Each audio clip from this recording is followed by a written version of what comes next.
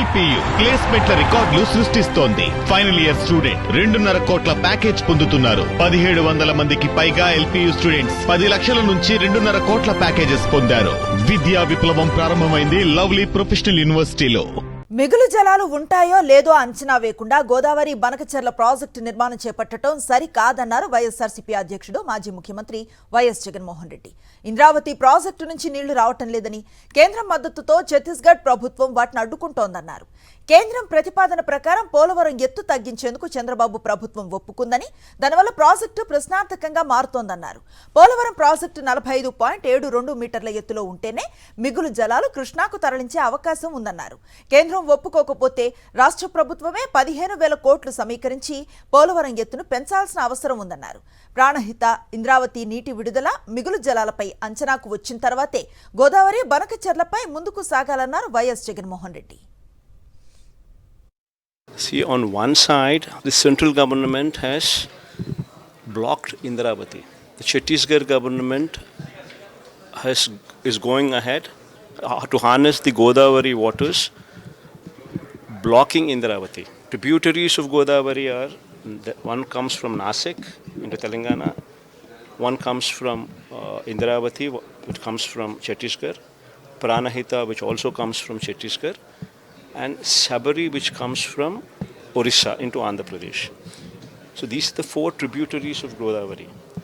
And among them, Pranahita is the biggest tributary of the Godavari. And that now, because of central government supporting Chhattisgarh, to take it up as a national project, wherein they had allocated 50,000 crores or so, the waters from Pranahita become a question mark. What are coming into Godavari. So first of all, that should be addressed before we talk about diverting any surplus waters beyond Polavaram into Banakacherla. So first of all, is there surplus? Do you visualize a surplus situation? Number one.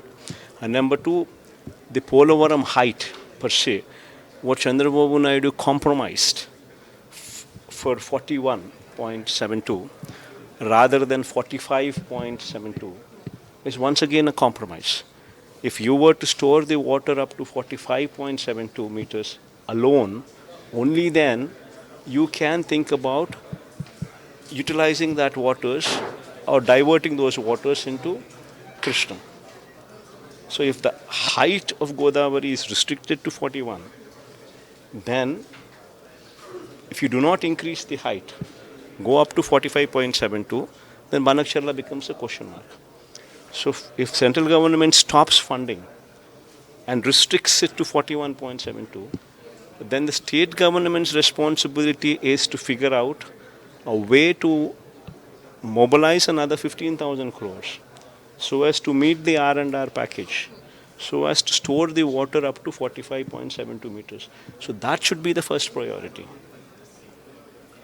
That should be the first, mobilize that 15,000 crores in case if central government is backing out, so that you do not stop it because central government is stopping. So you need to spend that 15,000 crores to ensure that the dam height and the water storage is at 45.72 meters. That's the first priority. Then you check out the waters from Pranahita, what kind of impact it would have on the surplus capacity of Godavari waters reaching your state and further down. Then you make an assessment and take a call whether to go ahead with it or not.